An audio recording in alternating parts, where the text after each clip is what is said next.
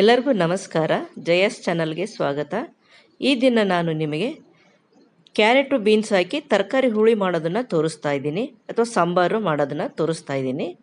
ಈ ಸಾಂಬಾರು ಮಾಡೋದಕ್ಕೆ ಈಗ ನಾನು ಅರ್ಧ ಬಟ್ಲಷ್ಟು ತೊಗರಿಬೇಳೆನ ತೊಳೆದು ಇಟ್ಕೊಂಡಿದ್ದೀನಿ. ಹಾಗೆ ಒಂದು 3 ಕ್ಯಾರೆಟನ್ನ ಈ ರೀತಿ ಕಟ್ ಮಾಡಿ ಇಟ್ಕೊಂಡಿದ್ದೀನಿ. ಒಂದು 1/4 kg ಬೀನ್ಸನ್ನು ನಾನು ಈ ರೀತಿ ಉದ್ದನಾಗಿ ಮುರಿದು ಇಟ್ಕೊಂಡಿದ್ದೀನಿ. ಈಗ ಹುಳಿ ಮಾಡೋದಕ್ಕೆ ಶುರು ಮಾಡೋಣ ಬನ್ನಿ.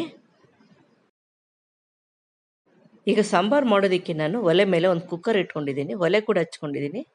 ಅದಕ್ಕೆ ಒಂದು 3 ಟೇಬಲ್ ಸ್ಪೂನಷ್ಟು ಎಣ್ಣೆ ಹಾಕ್ಕೊಂಡು ಅದಕ್ಕೆ ಈಗ ಸ್ವಲ್ಪ ಸಾಸಿವೆ ಹಾಕ್ಕೊಳ್ತಾ ಇದ್ದೀನಿ. ಸಾಸಿವೆ ಸ್ವಲ್ಪ ಸಿಡಿಬೇಕು.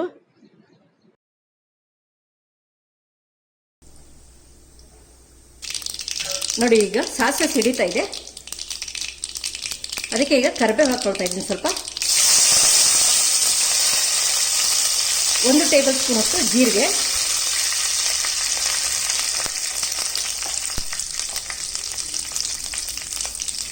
ಹಾಗೆ 1 ಹಿಡಿಯಷ್ಟು ಬೆಳ್ಳುಳ್ಳಿ ಹಾಕ್ಕೊಳ್ತಾ ಇದ್ದೀನಿ. ನಾನು ಬೆಳ್ಳುಳ್ಳಿ ಸಿಪ್ಪೆ ಸುಲಿದ್ಬಿಟ್ಟು ಹಾಗೆ ಹಾಕ್ಕೊಳ್ತಾ ಇದ್ದೀನಿ, ಜಜ್ಜುತ್ತಾ ಇಲ್ಲ.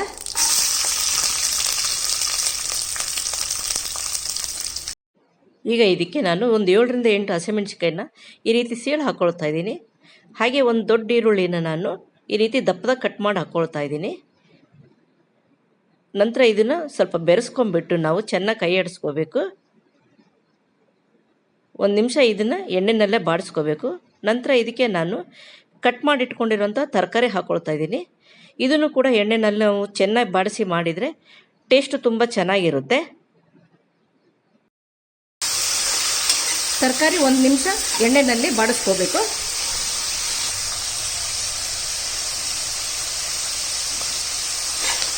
ನೋಡಿ, ಈಗ ಇದು 1 ನಿಮಿಷ ಫ್ರೈ ಆಗಿದೆ. ಇದಕ್ಕೆ ಈಗ ಒಂದು 4 ಟೊಮೊಟೊ ಕಟ್ ಮಾಡಿ ಇಟ್ಕೊಂಡಿದ್ದೀನಿ, ಅದನ್ನ ಹಾಕ್ಕೊಳ್ತಾ ಇದ್ದೀನಿ. ಟೊಮೊಟೊ ಹಾಕ್ಕೊಂಡ ನಂತರ ನಾವು ಎಣ್ಣೆನಲ್ಲಿ ಒಂದು 2-3 ನಿಮಿಷ ಬಾಡಿಸ್ಕೋಬೇಕು. ನೋಡಿ, ಈಗ 2-3 ನಿಮಿಷ ಬಾಡಿದೆ. ಈಗ ಇದಕ್ಕೆ ಈಗ ತೊಳೆದಿಟ್ಕೊಂಡಿರೋಂಥ ತೊಗರಿಬೇಳೆನ ಹಾಕ್ಕೊಳ್ಳೋಣ. ನೋಡಿ, ಈಗ ತೊಗರಿಬೇಳೆ ನೀರು ಸಮೇತ ಹಾಕ್ಕೊಳ್ತಾ ಇದ್ದೀನಿ.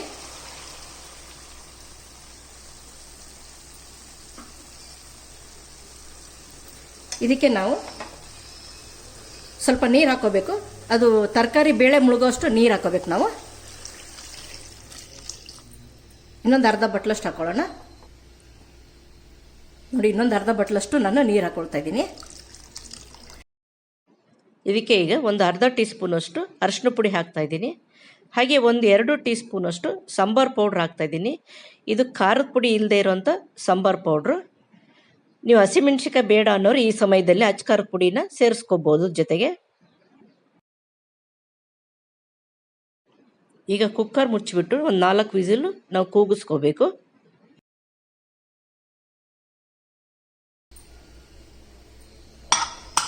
ಇದೊಂದು 4 ವಿಸಿಲ್ ಆಗಬೇಕು.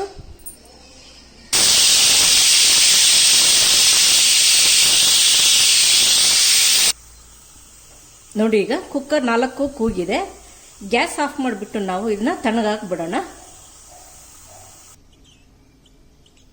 ನೋಡಿ, ಈಗ ಕುಕ್ಕರ್ ತಣ್ಣಗಾಗಿದೆ, ತೆಗಿತಾ ಇದ್ದೀನಿ.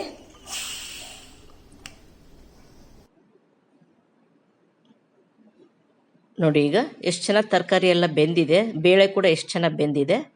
ಇದನ್ನು ಈ ರೀತಿ ನಾವು ಮಸ್ಕೋಬೇಕು. ಈ ರೀತಿ ಮಸ್ಕೊಂಡ್ರೆ ಹುಳಿ ತುಂಬ ಚೆನ್ನಾಗಿ ಬರುತ್ತೆ.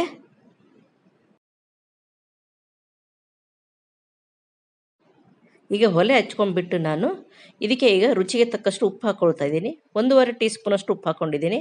ಮತ್ತೆ ಬೇಕಾದರೆ ಸೇರಿಸ್ಕೋಬೋದು. ಹಾಗೆ ಇದಕ್ಕೆ ನಾನು ಒಂದು 2 ಲೋಟದಷ್ಟು ನೀರು ಸೇರಿಸ್ಕೊಳ್ತಾ ಇದ್ದೀನಿ.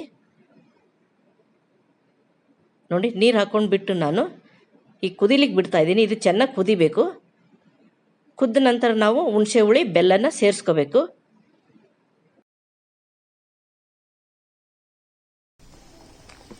ನೋಡಿ, ಕುದೀತಾ ಇದೆ. ಈಗ ಇದಕ್ಕೆ ನಾನು ಒಂದು ಸಣ್ಣ ನಿಂಬೆಹಣ್ಣಿನ ಗಾತ್ರದ ಹುಣಸೆ ಹಣ್ಣನ್ನು ರಸ ತೆಗೆದಿಟ್ಕೊಂಡಿದ್ದೀನಿ, ಅದನ್ನ ಹಾಕ್ಕೊಳ್ತಾ ಇದ್ದೀನಿ.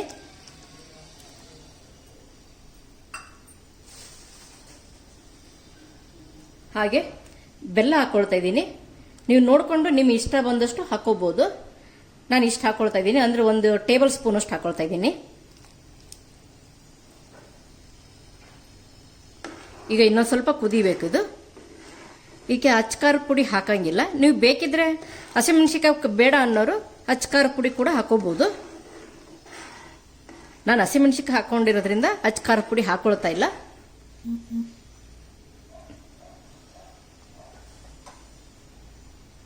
ನೋಡಿ ಈಗ ಇದು ಕುದಿ ಬಂದಿದೆ. ಇದಕ್ಕೆ ಈಗ ಒಂದು ಒಗ್ಗರಣೆ ಹಾಕೊಳ್ಳೋಣ. ನೋಡಿ ಒಗ್ಗರಣೆ ಹಾಕೊಳ್ಳಿಕ್ಕೆ ನಾನು 1-2 ಟೇಬಲ್ ಸ್ಪೂನ್ ಅಷ್ಟು ತುಪ್ಪ ಹಾಕೊಂಡಿದ್ದೀನಿ.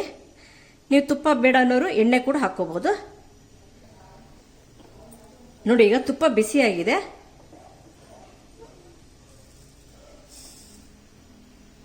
ಇದಕ್ಕೆ ಒಂದು ಅರ್ಧ ಟೀ ಸ್ಪೂನ್ ಅಷ್ಟು ಸಾಸಿವೆ ಹಾಕೊಳ್ತಾ ಇದ್ದೀನಿ. ಸಾಸಿವೆ ಸಿಡಿಬೇಕು.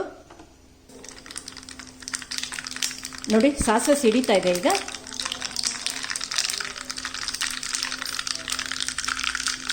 ಈಗ ಇದಕ್ಕೆ ನಾನು ಒಂದು ಒಣಮೆಣಸಿನಕಾಯಿನ ಮುರಿದು ಹಾಕೊಳ್ತಾ ಇದ್ದೀನಿ. ಹಾಗೆ ಕರಿಬೇವು 1 ಕಡ್ಡಿ, ಹಾಗೆ ಸ್ವಲ್ಪ ಹಿಂಗೆ ಹಾಕೊಳ್ತಾ ಇದ್ದೀನಿ. ಈಗ ಇದನ್ನ ನಾವು ಸಾರಿಗೆ ಹಾಕೊಳ್ಳೋಣ. ನೋಡಿ ಸಾರಿಗೆ ಒಗ್ಗರಣೆ ಹಾಕೊಳ್ತಾ ಇದ್ದೀನಿ. ನೋಡಿ ಈಗ ಇದು ಆಗಿದೆ ಕೂಡ. ಈಗ ನಾನು ಸರ್ವಿಂಗ್ ಬೌಲಿಗೆ ಹಾಕೊಂಡು ಬರ್ತೀನಿ. ನೋಡಿ ತರಕಾರಿ ಹುಳಿ ರೆಡಿಯಾಗಿದೆ. ಇದು ಅನ್ನಕ್ಕೆ, ಮುದ್ದೆಗೆ, ಚಪಾತಿಗೆ ಎಲ್ಲ ಚೆನ್ನಾಗಿರುತ್ತೆ. ನೀವು ಕೂಡ ಇಷ್ಟಪಟ್ಟಿದ್ದೀರಿ ಅನ್ಕೊಂಡಿದ್ದೀನಿ. ಇಷ್ಟ ಆಗಿದ್ದಲ್ಲಿ ಲೈಕ್ ಮಾಡಿ, ಶೇರ್ ಮಾಡಿ, ಹಾಗೂ ನನ್ನ ಚಾನಲನ್ನು ಸಬ್ಸ್ಕ್ರೈಬ್ ಮಾಡ್ಕೊಳ್ಳಿ. ನಿಮ್ಮ ಅನಿಸಿಕೆ ಅಭಿಪ್ರಾಯಗಳನ್ನು ಕಮೆಂಟ್ಸ್ ಮೂಲಕ ತಿಳಿಸಿ. ಧನ್ಯವಾದಗಳು.